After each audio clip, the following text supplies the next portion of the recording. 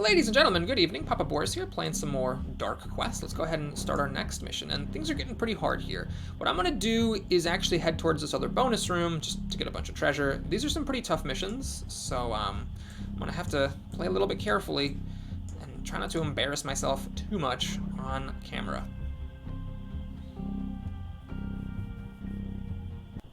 Okay, so we're in a new room. Let's take a step forward and commence exploration.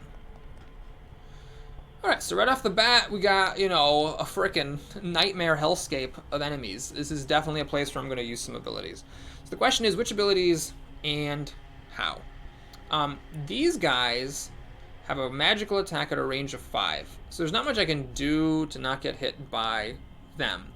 But this guy has a single hit point and a physical attack. It's the guys that these were the guys in that one room where there was like full of enemies. These were the enemies that were in it. So what I'm going to do is I'm going to try to kill this guy with a trap by taking advantage of the predictability of the enemy's movements. Because he's in an orthogonal line to the dwarf, he is going to just walk straight up to the dwarf and attack him.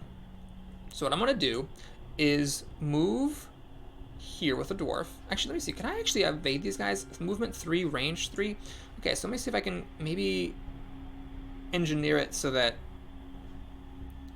the dwarf can actually... Oh, the dwarf can actually attack this guy, right? I can move and then attack him. Now, I'm going to pause and think about this. I don't want to get attacked by the warlock. There doesn't seem to be much purpose in that. None of them are in range of tornado or anything, so this is probably the room to use illusions in. So maybe I'll start with that. Let's go ahead and pop my illusions right away. There's a delicate balance between being close enough that your illusions can actually reach the enemies with attacks and being far enough away that your wizard is safe. Let's actually do it from right here. I think maybe just one step back should be enough. Let's pop these illusions. So I get 3 of them, or sorry, 2 of them because I still haven't upgraded it all the way. And I'm going to just do something really simple. I am just going to use these illusions to kill this warrior. And then I could, with the wizard, kill this assassin as well. Maybe that is actually a good idea. Let's just kill the assassin. Oh my god, I stepped on a trap. Okie dokie. Well, yeah, not killing that assassin. Had the dwarf moved, he would have seen this trap and I could have avoided what just happened. Okay, so what I'm going to do with the dwarf is... Can I avoid you? Movement 3, range 5. So I can't really avoid her. But I can maybe avoid this one. 1, 2, 3. Yeah. The problem with moving away is that then I can't predict which square the assassin will step onto. So he might get to attack the dwarf, is what I don't like. So I'm going to let the other things attack my dwarf. He's going to take some damage here, but hopefully it'll all be worth it. So we'll stand here. We'll lay a trap there. This guy's going to walk onto the trap and die. Now my archer is going to tuck back here. Can I shoot this guy? Yes. Only for 1, sadly. Oh, I should have done my ability first. Oh, can I still do an ability? I can, because the dwarf hasn't acted perfect. So I'm going to do a magic arrow, and we're going to just kill this thing. Okay. If I move back with the dwarf and I decide to attack this guy, I think this guy might decide to go after my wizard. What's his movement? 5? 1, 2, 3, 4, 5. Yeah, he could attack my wizard, so I need to keep the dwarf here. Okay. This is probably not the best way to have played this first round, but I'm stopping. Yeah, the dwarf's going to take some damage. That guy's dead, which is nice. Yeah, I probably screwed this up terribly. Alright, well, anyways, this should hopefully go a little bit better. I really want this witch to die. I could do an explosive arrow to kill this thing and the witch, and then shoot an inferno at it. I'm just going to do that. I can only target... Oh, you can only target enemies. Oh, that's actually... I did not realize that. So I cannot actually hit this warlock and the witch at the same time. Oh, no! So I can't hit them both. Okay.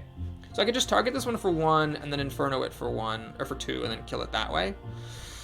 Can I get up here with the dwarf? I can. Okay, we're going to do that. Hopefully the dwarf gets a hit, and then the inferno can kill it. Oh, my god.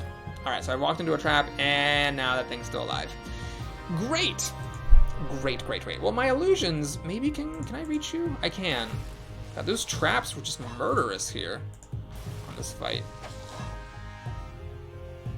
really want this thing to die. Can I shoot you with the archer? Yes. Okay, let's see. I hope the archer doesn't miss. Okay, perfect. So what I'm going to do then is pop an Inferno.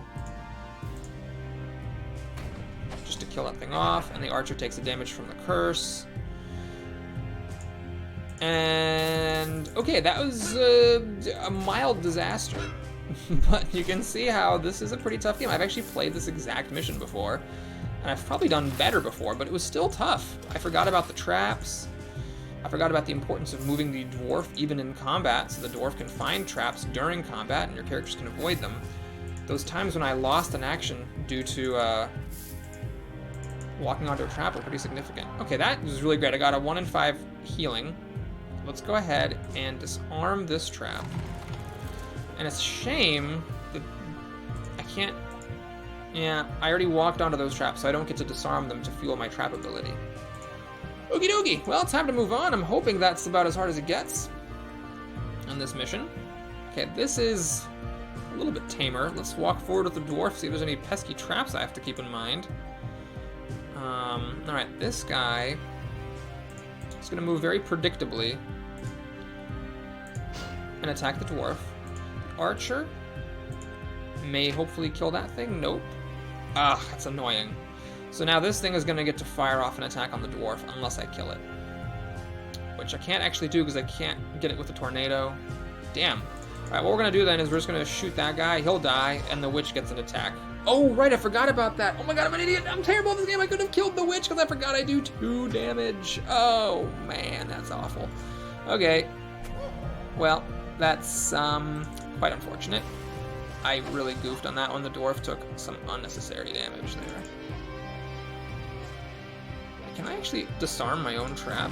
Oh, I can disarm my own traps. How convenient. Alright, should I pop this healing potion? 3 health is a little bit dicey.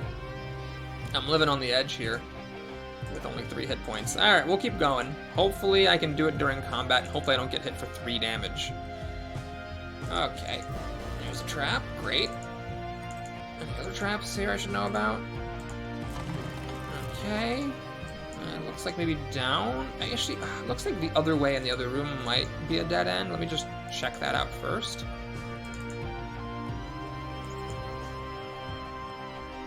Aha, it is a dead end. And there's some crazy shit going on here. Okay, what I'm going to do is we're just going to let the wizard take point. Dwarf's going to move here. Wizard's going to step in that square. Is there a way to rotate this camera? I don't think there is. I really want to get into this. Okay, maybe I'll just have the archer leave. The archer, can you leave? So the wizard, and I'm gonna have the dwarf move 1 more square. Okay, so the wizard can stand here, shoot a tornado to kill both of these guys, and then the wizard now deals 2 damage on a basic attack, so he kills that guy. The dwarf is gonna very carefully check for traps, since we now know that this is a very treacherous level as far as traps go. Okay. All that's taken care of, and it's time to move on. Yeah, so that was a dead end, so it's good that I did that, otherwise I would have had to come back and do it later. Okay, Dwarfy McDwarferson, what about going down? That seems like it might be a dead end, because we've kind of come from down. Oh my god! Okay, well there's 2 archers here, and I'm a dwarf.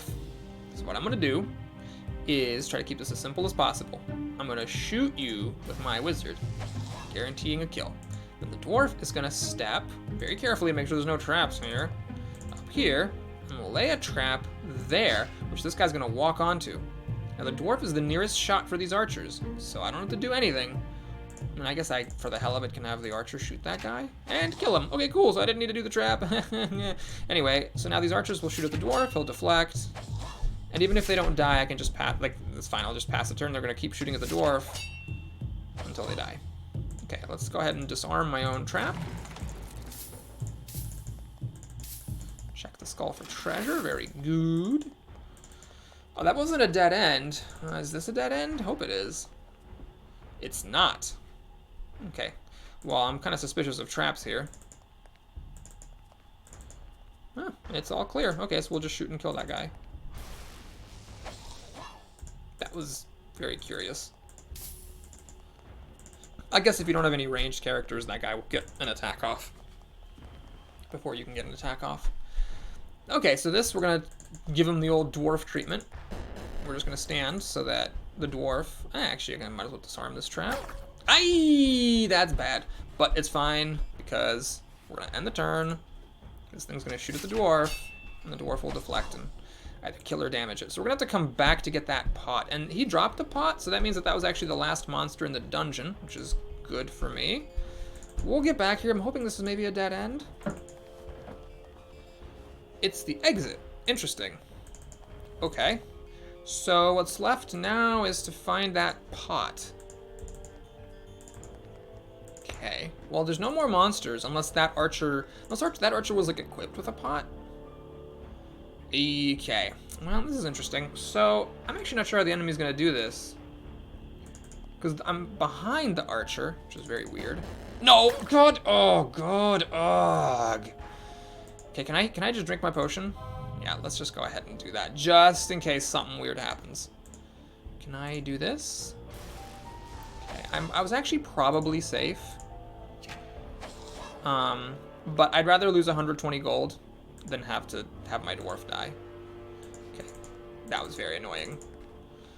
Okay, the wizard is going to guaranteed kill this guy, so the dwarf doesn't need to use his traps here. And, okay, that, I guess... Well, either that was the pot for the bonus last monster, or the other archer was the bonus pot, and one of them was actually equipped with the pot. I guess the archer was kind of on, like, a special map, so maybe that was the one that was more likely to be with a pot by default.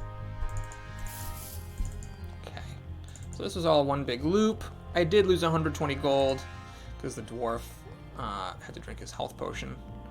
And I think everybody got damaged, so unless I risk it, which I am not going to, we're gonna have to spend 150 gold to heal everybody up. Okay, so we got our pots, very good. Now it's just a matter of going back to where the exit was. So if I'd gone through that room to begin with, I actually would have been in much better shape, because I could have just walked up to the archer and killed him, and not have been carelessly moving to the extent of wandering into a trap. Okay. Well, that was not a most successful mission, but not a terrible mission. Just lost some gold. We'll make more gold. It'll be fine. Are there any traps on the way to this exit? No? Okay. And there you have it. Well, thanks for watching, everybody. Hope you enjoyed it. Please like and or subscribe. We'll go ahead and do a little bit of post-mission flubberty-dubberty over here. I can't recruit anybody. How many more? 2 more quests? Okay. I don't know if I need to... I could sell these gems I found in the bonus room, but there's no need. I don't want to have the gold if I'm not going to spend it, because that just makes the Gravedigger more expensive. So let's do a couple of things here first. Let's... Oh, wait a minute. I'm an idiot. I'm not playing with the Barbarian. I could just give the Barbarians potions to the other people. There's no need to buy potions. Okay. Smart, Boris. Very smart. Alright, so let's do a couple of things here first. Let's think about some equipment here. There's a few main items to consider. One is this. Now, these are like the cheapest item. They just allow you to walk over traps without triggering them. It's really just a convenience thing, like when I carelessly click with the dwarf. But it has kind of happened a lot. So if you give these to the dwarf can just casually wander around, and you don't have to worry about like moving 2 squares at a time. It's very, very tempting. As far as actual power goes, giving this to the dwarf makes a lot more sense so that he can move more in a combat and position better. Dwarf, of course, you can also give him just the regular armor that doesn't penalize his movement, just so he's a bit more resilient to melee attacks. There's also some weapons you could give him. This gives extra attacks. This makes it so the dwarf deals a damage when he gets hit by a melee character. This gives him just 2 health, which is pretty good for a tank. This increases the range of his detect traps ability, and it's also good if you're not using the dwarf or the archer to give it to somebody, so that somebody in your squad can detect traps. The archer's got some unique bows. Bonus accuracy is obviously nice. Attack range is nice as well. I actually like that one a lot. This is only usable by the barbarian, so I'm not going to worry about it. Okay, let's give the archer some extra abilities. And I think I can craft something else. I mean, if I can craft those cheapy boots. What else is here? Attack by 1. Okay. I think I'd rather... So you basically, for the archer, you can increase her range by 2, increase her attack by 1, so she effectively throws an extra die, or you can give her more accuracy. Now, there's a math thing as to whether more accuracy or more attack dice is better. Probably the accuracy is worse, and this weapon is more expensive, so it's probably the case.